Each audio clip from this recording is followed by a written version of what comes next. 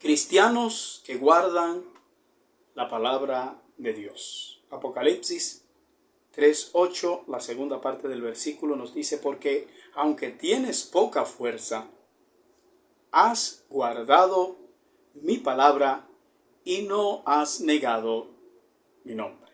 Que el Señor bendiga su santa y bendita palabra. La poca fuerza a la que alude el Señor aquí se refiere al hecho de que la iglesia de Filadelfia era una iglesia pequeña en número y por lo tanto no era rica materialmente. El Señor le dice a esta iglesia que a pesar de la poca fuerza, ellos habían hecho algo extraordinario, que es más importante que todo. Has guardado mi palabra y no has negado mi nombre. Y eso es lo que se espera de cada creyente. Se requiere fidelidad ante todo. 1 Corintios 4:2. El éxito del cristiano es su fidelidad.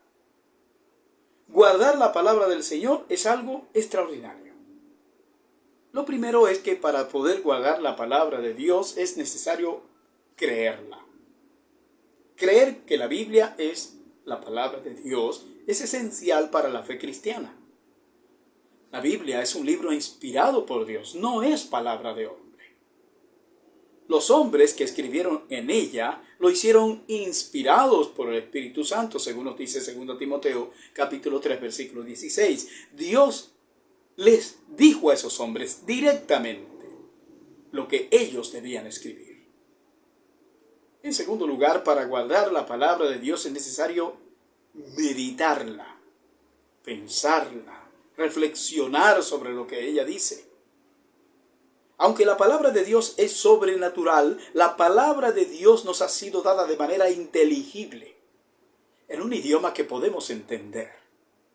Aunque Dios es trascendente, o sea que está por encima de sus criaturas, Él se ha hecho inmanente, o sea, se ha dado a conocer a sus criaturas. Se relaciona con ellas. La forma como Dios se ha dado a conocer es a través de su santa palabra, la cual ha sido transmitida en el Antiguo y en el Nuevo Testamento. Y en tercer lugar, para guardar la palabra de Dios es necesario aplicarla a nuestras vidas. O sea, es necesario vivirla, obedecerla. La Biblia debe permear nuestras vidas de tal manera que incida en todos los aspectos y que nosotros nos conduzcamos de acuerdo a lo que ella nos establece, como dice el salmista: en mi corazón he guardado tus dichos para no pecar contra ti. Salmos 119:11.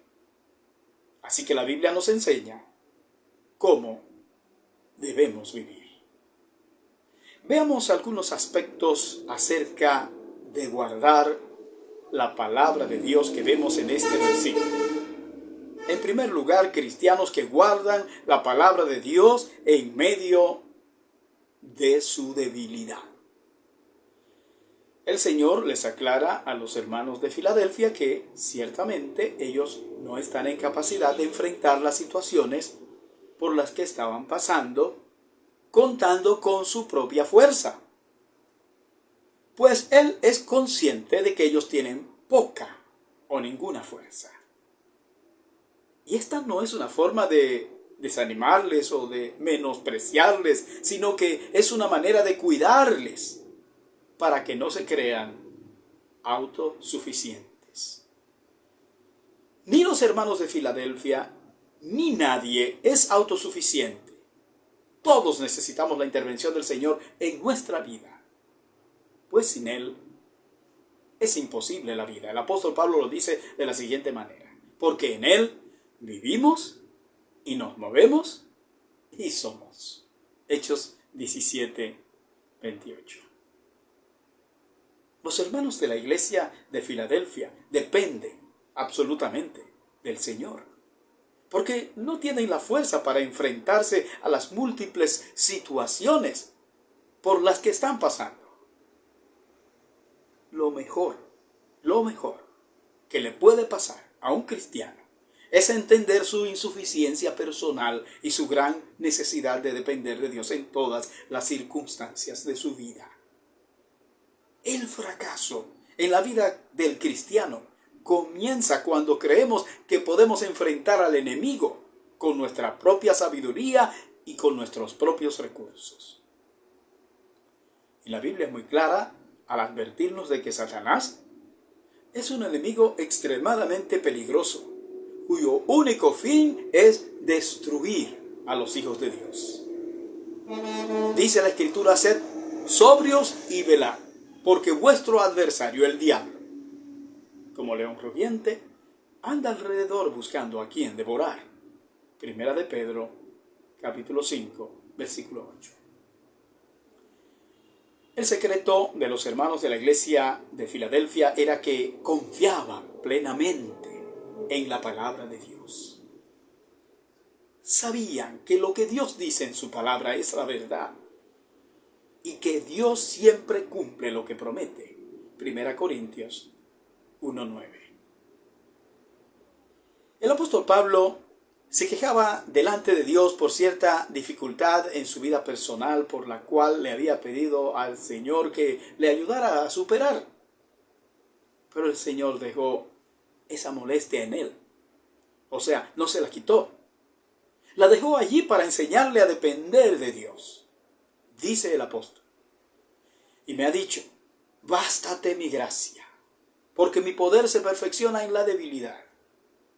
Por tanto, de buena gana me gloriaré más bien en mis debilidades, para que repose sobre mí el poder de Cristo. Por lo cual, por amor a Cristo, me gozo en las debilidades, en afrentas, en necesidades, en persecuciones, en angustias, porque cuando soy débil, entonces soy fuerte. 2 Corintios 12, versículos 9 y 10. Pero el apóstol Pablo comienza esta reseña sobre su vida con las siguientes palabras, escúchelas. Y para que la grandeza de las revelaciones no me exaltase desmedidamente, me fue dado un aguijón en mi carne, un mensajero de Satanás que me abofetee para que no me enaltezca sobremanera. 2 Corintios 12:7. Así que el cristiano no debe depender de su propia fuerza, pero tampoco debe amedrentarse por su poca fuerza, sino que debe depender solamente del poder de Dios. Definitivamente, el cristiano no puede olvidar en ningún momento que su éxito depende de la fuerza que viene del Señor. El único que es fuerte verdaderamente. Así nos lo consigna el rey David bajo la inspiración del Espíritu Santo cuando nos dice: tuya es, oh Jehová, la magnificencia y el poder, la gloria, la victoria y el honor. Porque todas las cosas que están en los cielos y en la tierra son tuyas. Tuyo, oh Jehová, es el reino, y tú eres excelso sobre todos. La riqueza y la gloria proceden de ti, y tú dominas sobre todo. En tu mano está la fuerza y el poder, y en tu mano el hacer grande y el dar poder a todos. Primer libro de Crónicas, capítulo 29, versículos 11 y 12. Finalmente, en segundo lugar, cristianos que guardan la palabra de Dios porque Dios los fortalece. El poder de Dios ha sido dado a los hermanos de Filadelfia como una gracia, como recompensa a su fidelidad y debido a la gran necesidad que ellos tienen de la fuerza que viene de Dios. Y en este sentido, el conocimiento que el cristiano tiene sobre la palabra de Dios, debemos recordar que le viene dado por la revelación que Él ha proporcionado a todas las generaciones de creyentes a través de los tiempos. Fíjese que sin esta revelación no sería posible que el ser humano pudiera conocer nada acerca de Dios y de sus propósitos. Como es imposible que el hombre pueda ir a Dios, entonces Dios ha llegado al hombre. Así que el poder que experimentamos en la vida cristiana no es algo que se puede aprender, sino que es algo que nos es dado por Dios como recompensa por nuestra fe en Jesucristo, por nuestra fidelidad a Él. Todos los logros del cristiano deben ser para la gloria de Dios, no para su propia gloria. El cristiano procura dar la gloria a Dios siempre, porque Él es el único que la merece. Dice la Escritura, por tanto, al Rey de los siglos, inmortal, invisible, al único y sabio Dios, sea honor y gloria por los siglos de los siglos. Amén. 1 Timoteo 1:17. Dios premia la fidelidad de los hermanos de Filadelfia, abriendo para ellos una puerta que nadie puede cerrar, dándoles una fortaleza que solo Él puede proporcionar. Una fortaleza sin la cual ningún cristiano puede avanzar de forma correcta en este mundo. El cristiano tiene la tentación de aferrarse a los poderes de este mundo, al poder político, por ejemplo, procurando el respaldo de los gobiernos terrenales para obtener la gloria del mundo. Pero eso descalificaría a cualquier creyente. Descalificaría a cualquier iglesia que se llame cristiana delante del Señor. Pues significaría dejar de lado las enseñanzas y los principios que fundamentan la fe cristiana. Y significaría también dar la espalda a la verdad para volverse a las herejías, a las fábulas, a las mentiras, como ya nos lo advierte la Escritura de forma contundente que va a ocurrir y que está ocurriendo. Dice la Escritura, porque vendrá tiempo cuando no sufrirán la sana doctrina, sino que teniendo comezón de oír, se amontonarán maestros conforme a sus propias concupiscencias y apartarán de la verdad del oído y se volverán a las fábulas. 2 Timoteo 4, versículos 3 y 4. Finalmente, cristianos que guardan la palabra de Dios siendo leales al Señor. Los hermanos de la iglesia de Filadelfia, a pesar de ser una iglesia pequeña en número, como ya hemos dicho, pero era una guardiana del nombre del Señor. La ciudad de Filadelfia, donde se encontraba esta iglesia, históricamente había cambiado de nombre unas 3 veces para dar honor a sus creadores y reyes. Pero la iglesia cristiana de este lugar se había mantenido firme al nombre del Señor Jesucristo.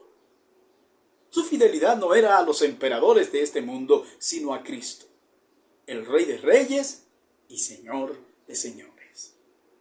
Los hermanos de Filadelfia conocían bien, muy bien, lo que las Sagradas Escrituras dicen acerca del episodio de Esteban, por ejemplo, el cual, mientras era apedreado por su fe, fue transportado por el poder de Dios al mismo cielo y vio cosas inefables, dice la Escritura. Pero Esteban, lleno del Espíritu Santo, puestos los ojos en el cielo, vio la gloria de Dios y a Jesús que estaba a la diestra de Dios, y dijo: He aquí veo los cielos abiertos y al Hijo del Hombre que está a la diestra de Dios.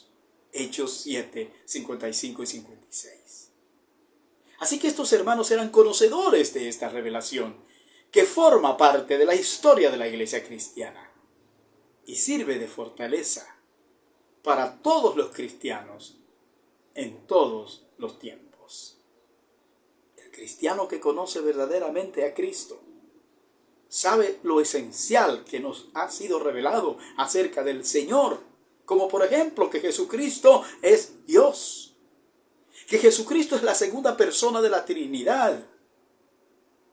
Fíjense, si una persona dice que cree en Jesús, pero niega su divinidad, entonces está negando al verdadero Cristo de la Biblia. Una de las características distintivas de una secta es negar la divinidad de Cristo. La iglesia de Filadelfia reconocía los puntos principales con respecto a la persona de Cristo. La iglesia de Filadelfia entendía muy bien que Jesucristo es el fundamento de la iglesia. Entendía esto porque era algo que formaba parte de la doctrina cristiana conocida de entonces. Así lo leemos en la Escritura, que nos dice: porque nadie puede poner otro fundamento que el que está puesto, el cual es Jesucristo. 1 Corintios, capítulo 3, versículo 11. Es la fidelidad a Cristo lo que define a una iglesia.